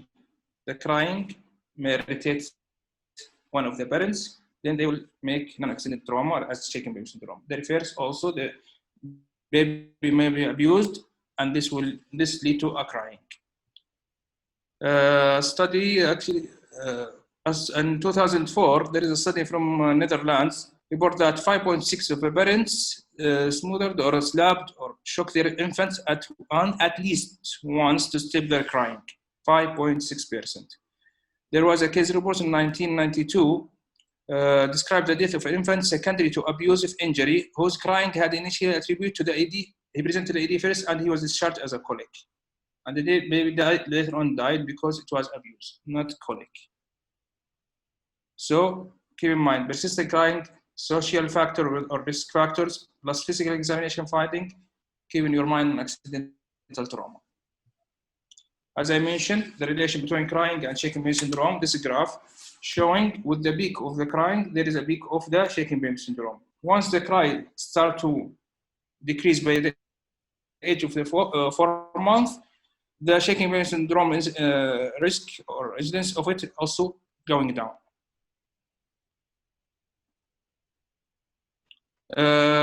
Number 4 in head and neck is otolaryngeal pathology. It's less common cause, but remember, retropharyngeal cellulitis has been identified as a case of crying in infant. Also, trismus torticollis in infant should raise its concern for peritoneal abscess, deep space infection, tetany, and dystonia. We finish with from head and neck. We'll go to thoracic part. First is clavicular fracture. In neonate, it can occur during delivery, actually, and usually it's mid-clavicular. But if it was difficult delivery with shoulder dystocia and with large big baby, most likely this is accidental. But if clavicular fracture identified in non-ambulatory event outside the neonatal period with a history of with the risk factor for without risk factor for birth trauma, as we said, the large weight. With no risk factor, this should raise a concern for non-accidental. So it's clavicle, it could be accidental and accidental, depending on the birth history and the birth weight and other risk factors.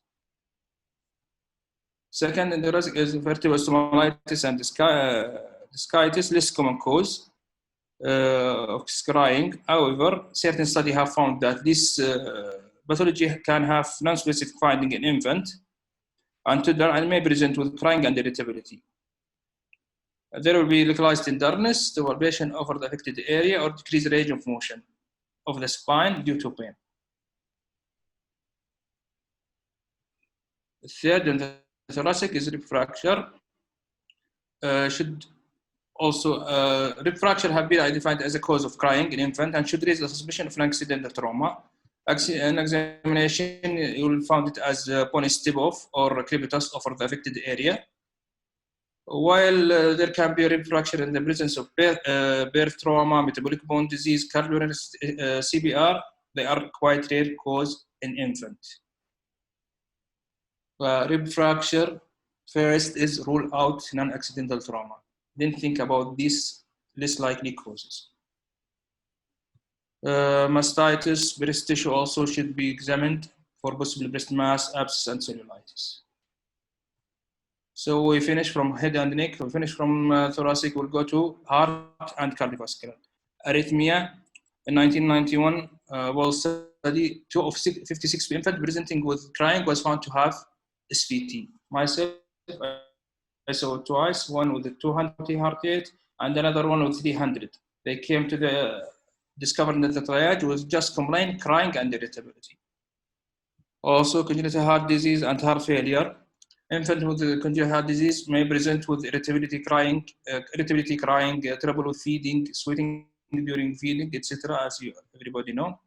There was a case report of infant with anomalies of left coronary artery present with non-specific signs, crying, and another also report of 12 weeks old infant who present with chief complaint of paroxysm of irritability and found later on to have anomalies left coronary artery originating from the pulmonary artery.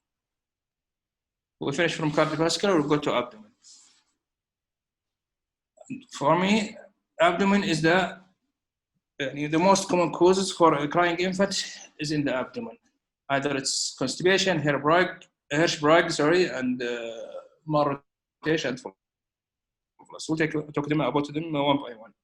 Constipation, multiple large studies showing that constipation may be one of the most common causes, can be easily diagnosed by history and careful examination of the abdomen. About digital rectal exam, this emergency may consider if indicated by the clinical suspicion. If you want to rule out is it constipation or Hirschsprung. Hirschsprung, the etiology should be considered in infant with history of constipation, empty rectal volute, and digital examination. So we may perform the digital examination just to differentiate is it constipation or Hirschsprung disease. If there is true, this is constipation. If no, this is most likely Hirschsprung. Malrotation and volvulus, very serious pathology, present with non-specific finding, irritability, crying, abdominal pain, and later the patient will develop the bilious emesis and bloody stool. We should consider further investigation. Any ill patient who present with these signs. Interception. There was a retrospective chart review by Shell of 97 patients. Actually, everybody will know interception. They will present with vomiting. They will present with let's say they are moving their legs in bouts. But 97 patients, as we said, with interception found that while vomiting was the most common clinical presentation, 74% of these children initially present with crying. 74%. So the index, they will usually present with wave of crying, apparent abdominal pain, vomiting, bloody stool, lethargy, intermittent flexing of the lower extremities. We finish with abdomen, go to genitourinary system. Here we'll talk about UTI, one of the most common serious etiology, an infant of crying. Uncircumcised male, as you know, is at higher risk. Multiple rights study found that occult UTI may present with crying and fuseness in the absence of fever and other urinary symptoms.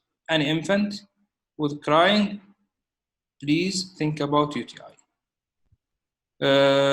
Friedman et al. Of retrospective study of 237 crying infants, UTI was the most common underlying serious etiology for crying, especially less than 4 months, out of 237 crying infants.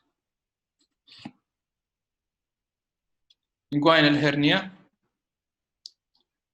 In 2006, there was a study report that when inguinal hernia present at birth, the risk of becoming obstructed within the first 6 months of life is as high as 60%. So consider transamination and to differentiate between hydrocele and other causes of the swelling, and ultrasound with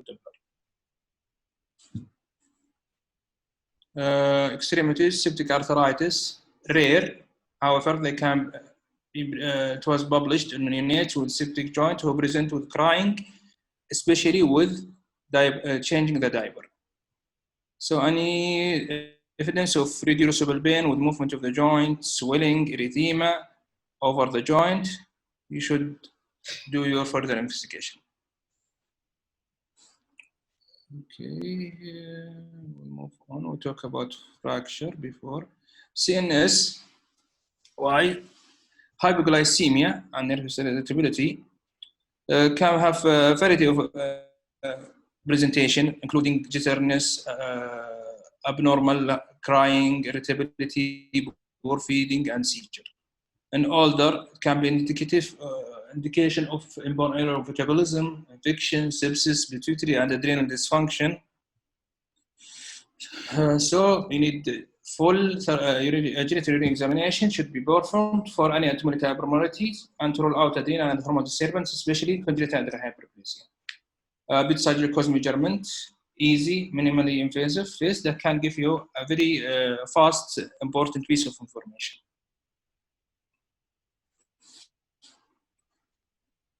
CNS infection, irritability can present as a sign of serious infection prior to the development of fever. If there are no focal findings to suggest CNS infection, but the infant is ill appearing or has continuous crying throughout the history and examination, prolonged monitoring or admission with repeated vital signs should be considered.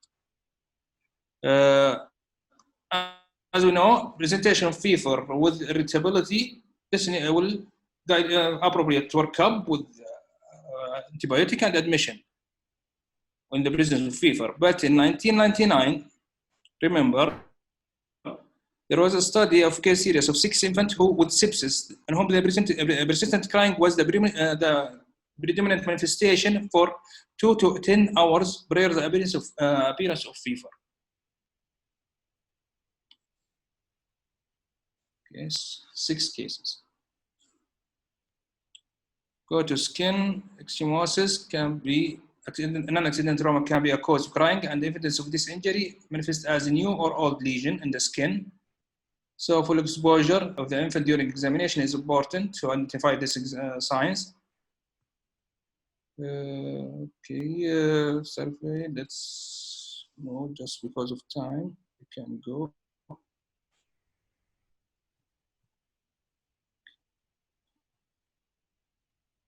Burn, important. It's a cause of crying, but remember, it could be caused by an accident trauma. Burden of the burn in the shape of hot objects such as a cigarette or immersion of part of the body into a hot liquid, most consistent with accidental, with the non-accidental than accidental. The majority of the accidental are scaled, which are generally pulled over scaled, occurring when the child pull over a container of fluids as a container on a table, and he will pull the cover of the table, then the fluid will come in him. But this burn tend to affect the face, upper limb, anterior trunk, and upper back, also and neck. They are asymmetrical, irregular edge, and irregular depth. But for the non-accidental, they have symmetrical shape, regular edge, and regular depth, as with cigarette smoking and immersion in hot liquids. So we finish with the emergency department evaluation. The question now, what about diagnostic studies? We finish with the history, with the examination, with the observation. And we examined the patient from head to toe what is the role of the diagnostic studies? About laboratory testing, actually history and physical examination should be used to determine the appropriate diagnostic study in the evaluation of the crying infant. Window shopping approach, expensive, invasive, and may not result in diagnosis. So the age of the patient plus history, examination, usually will lead to the correct diagnosis, or if not, a definitive one. But remember, neonate is exceptional. Neonate is exceptional. The one exception of the neonate, of the window shopping approach is the neonate, who's irritable, poor feeding, decreased activity, and decreased sleeping. This infant is ill regardless of the vital signs. He may present with this presentation, then he will deteriorate, and his vital signs will deteriorate. The differential diagnosis is very long, with the most common is the infection. Remember, the incidence of serious bacterial infection in the first month of life is about up to 13.3%. So they demand full septic screen, IV antibiotic, and admission.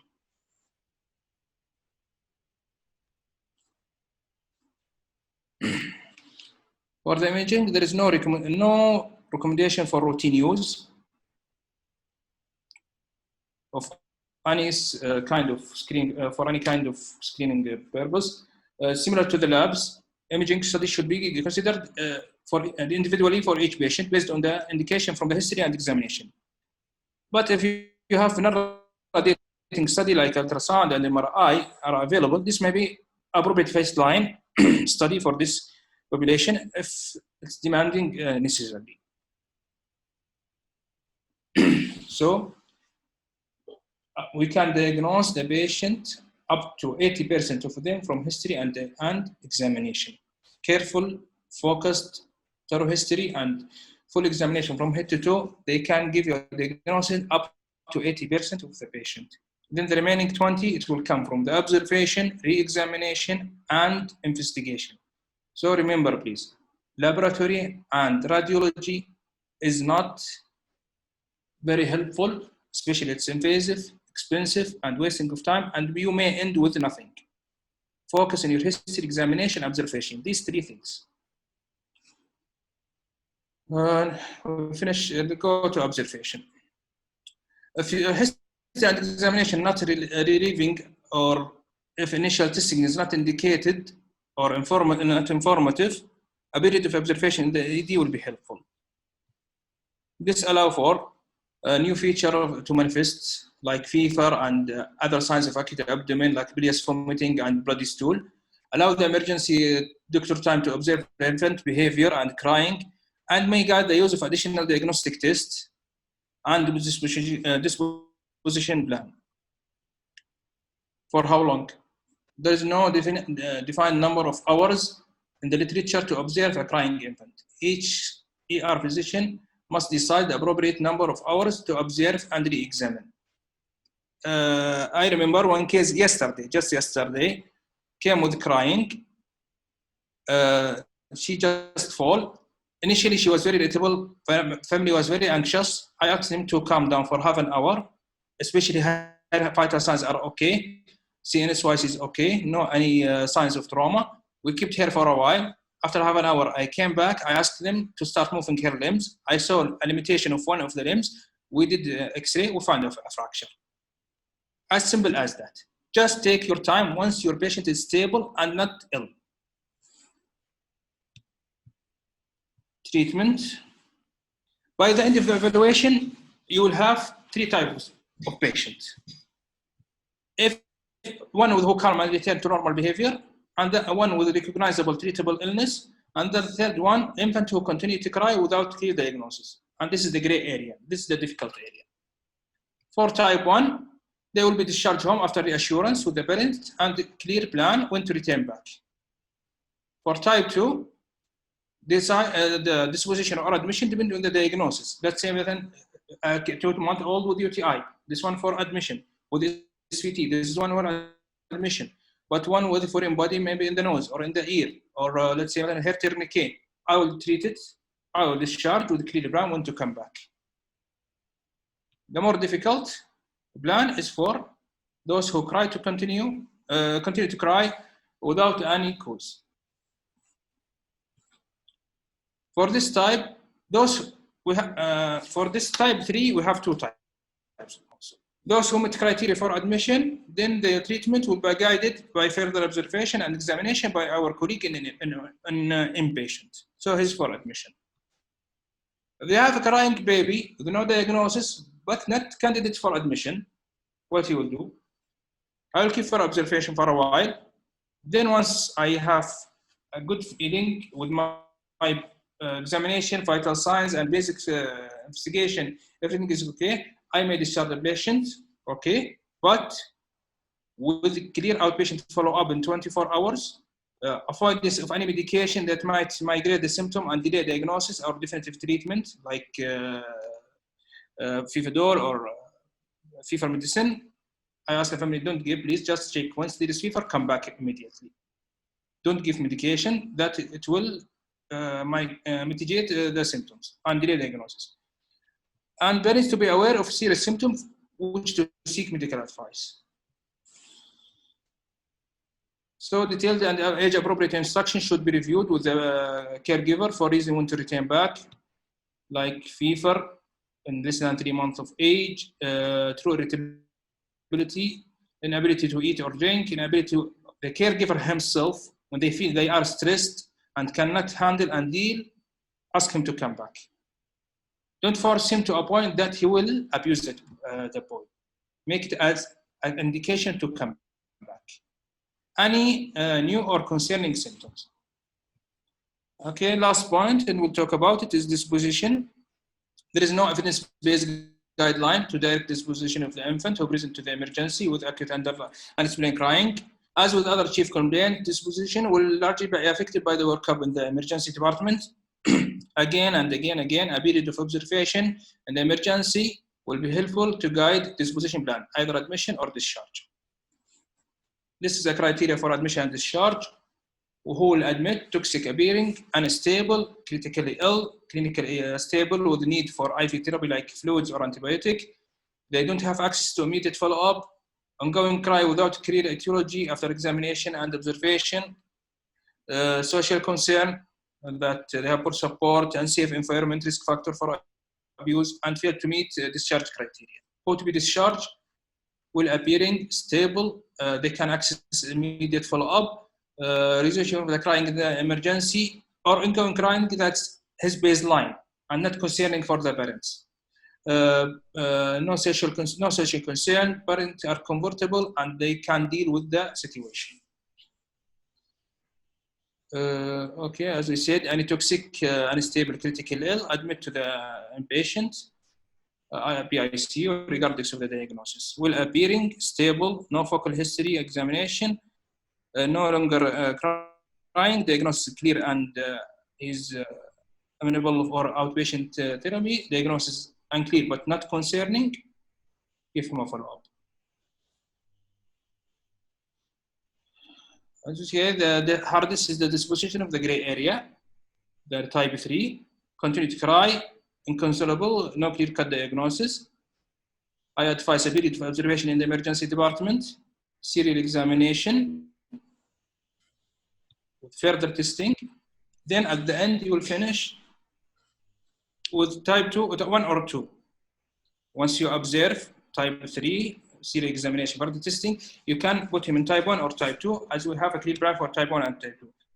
If it's still after all these measures, patient is in type 3, okay, and you cannot change him to type 1 or type 2, then better to go for admission for further evaluation, examination, and investigation. Okay, as we say, I can make this one okay, as we said, type 1, type 2, type 3.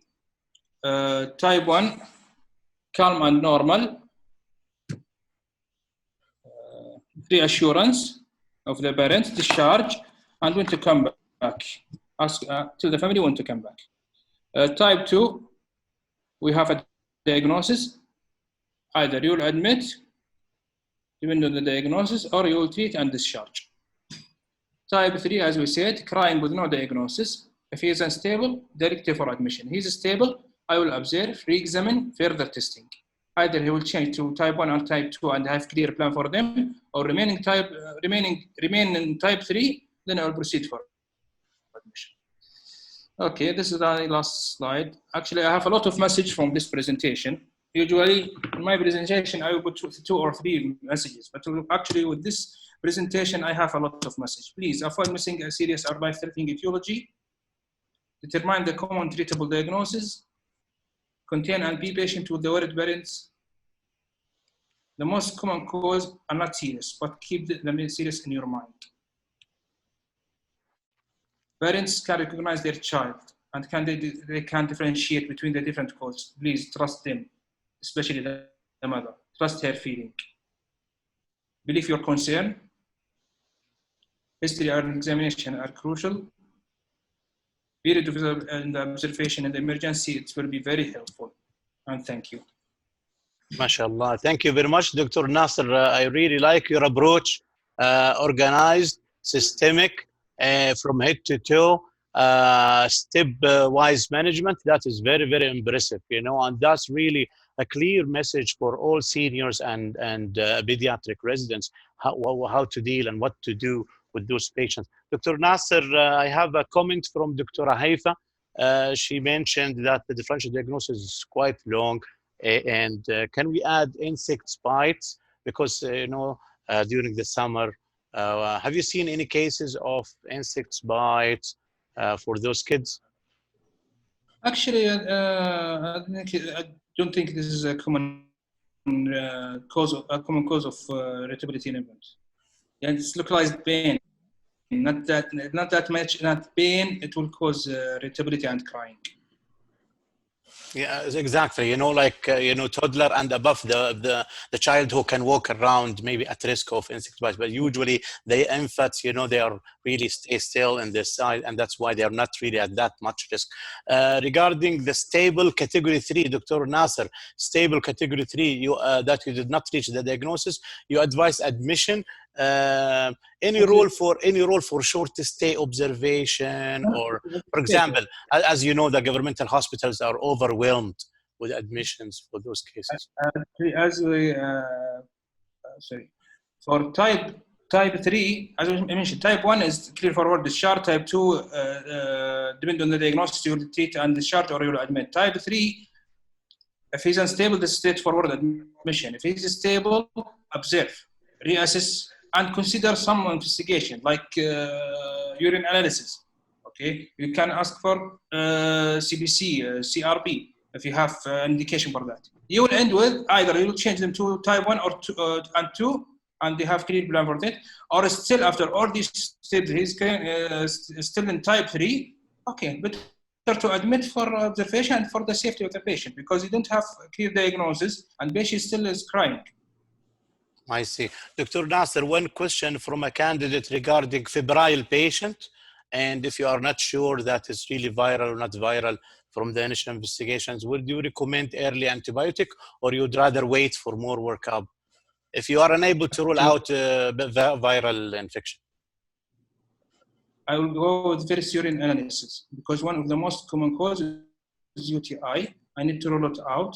If I have a UTI, then I will guide my treatment. It depends on the diagnosis. But if I did urine, let's say I did urine and it came negative, so I may go for more invasive investigation like CBC, CRB, to look for other cause of this fever.